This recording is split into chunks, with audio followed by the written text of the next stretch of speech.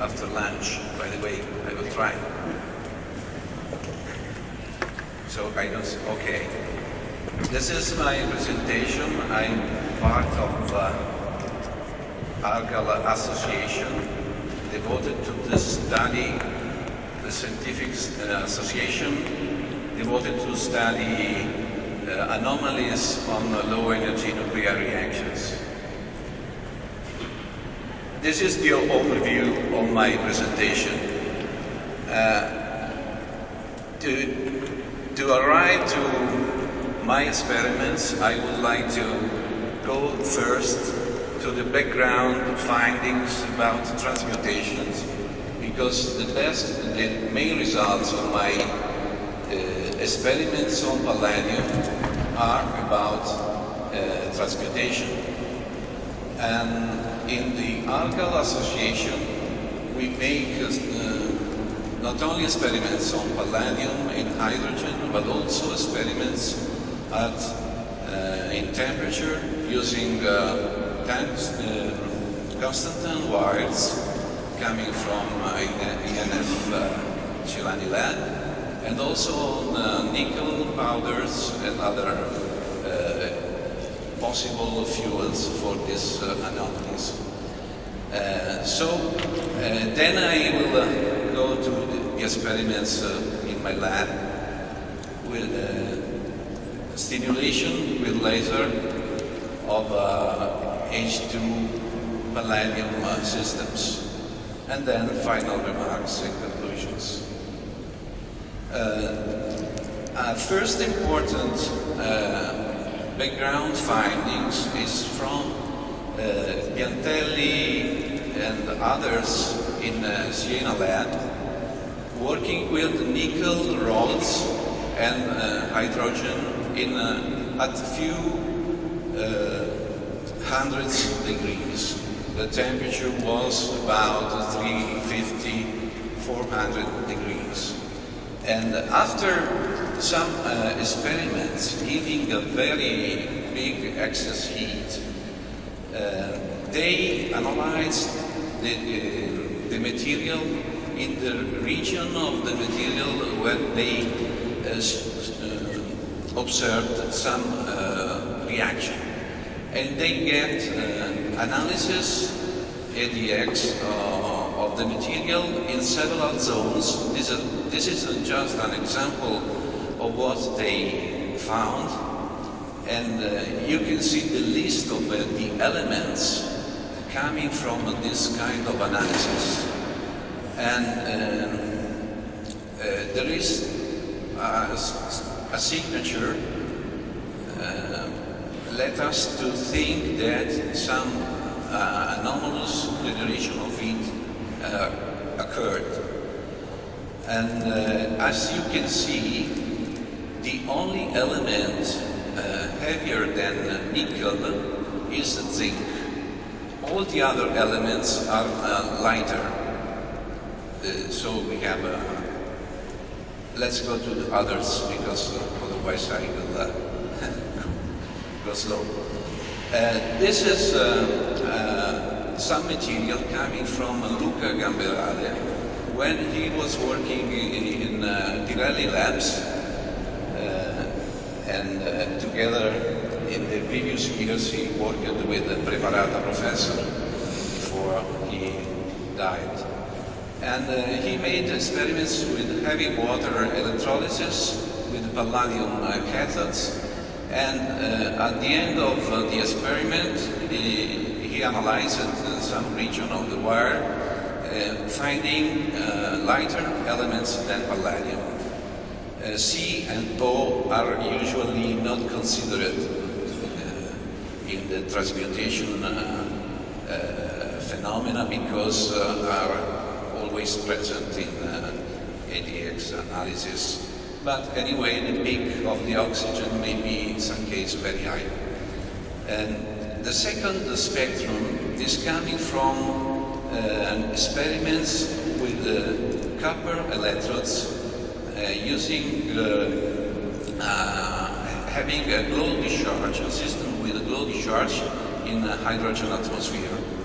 And also in this case, you can see many materials coming from this analysis in a particular region of the electrodes.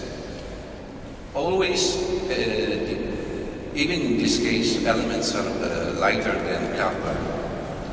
This is a particular experiment, I don't know if you are aware of that, using a different kind of stimulation in the reactor. They were using ultrasounds, as is explained in the note. They had just 1 hour of ultrasounds, 19 watts in water, in very clean water, and the material submitted to this stimulation was stainless steel, and you can see pictures of this, the material before and after the stimulation, and many hot spots appeared on the surface. And analyzing the elements of these hot spots, they found the elements in the stainless steel, plus other elements, also in this case, very light elements of the metal layer of the table.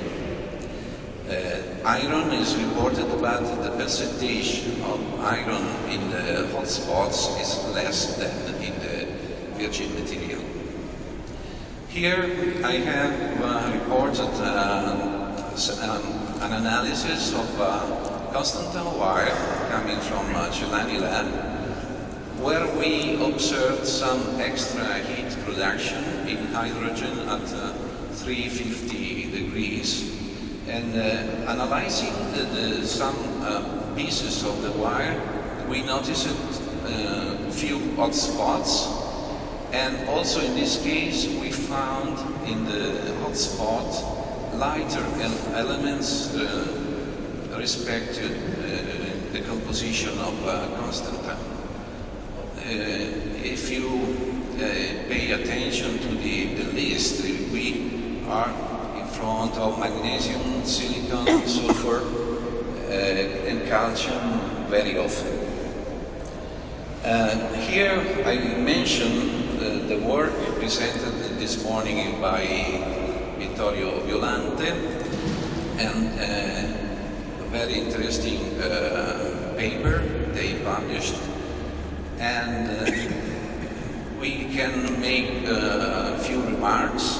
They observed radio frequency, as was shown this morning, was detected at the cathode during the test, and in the paper they assume that radio frequency is a secondary effect of heat production, or maybe the cause of the heat production itself. And in the case mentioned, they detected an anomalous heat, as was said this morning, and they analyzed 3 areas of cathode, and they suspected what they found coming from contamination. But looking at the list of the elements, I see what I usually find in my experiments with palladium. So I reported the list of these 3 areas at the EX analysis. So as you can see, again, you have lighter elements and respect to the palladium. This is an important experiment I did in the University of Lecce together with Professor Nassisi, responsible for microelectronics, electronics and laser lab, and I gave him samples produced in my company. I'm retired from ST Microelectronics. I prepared in 2004 palladium thin films on silicon chips, And we started to make experiments in the Lecce lab. And we found many hotspots after a stimulation with the laser, helium neon laser, very low power. As you can see in the pictures, there is the melting of the material and many transmutations. What is important in this experiment is that we had inside the reactor every time two samples, one subjected to the stimulation with the laser, another one not irradiated with the laser. In the list of elements you can see that with hydrogen, without the laser stimulation, no hot spots were present in the sample after the experiment, while with the laser stimulation we had a long list of elements, also even in this case lighter than palladium material element. And you can see on the right of the slide experiments done with deuterium in Lecce. At that time we were able to make these experiments with deuterium, and even without laser stimulation on the deuterium samples we could recognize hot spots, and many hot spots. The density of hot spots in this case was about 2,000 per square centimeter. The experiment lasted 10 weeks, by the way, so quite a long time. And with deuterium we had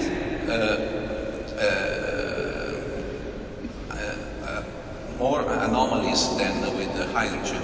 With hydrogen we needed to have the presence of the laser.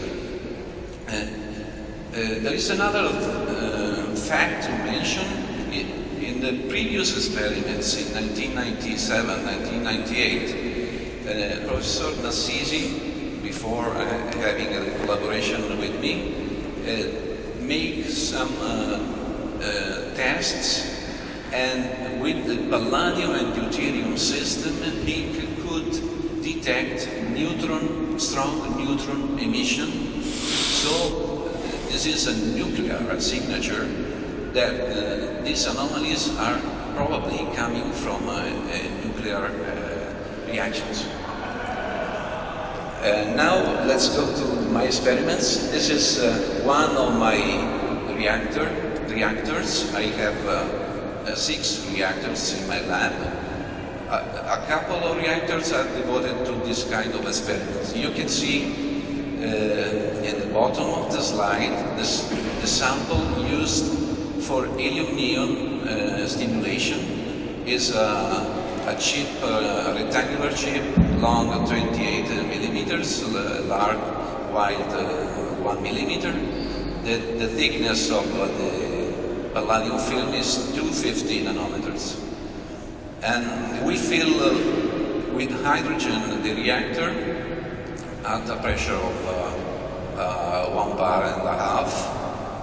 And then we wait for 2 weeks, and after that we open the reactor, extract the sample, and we go to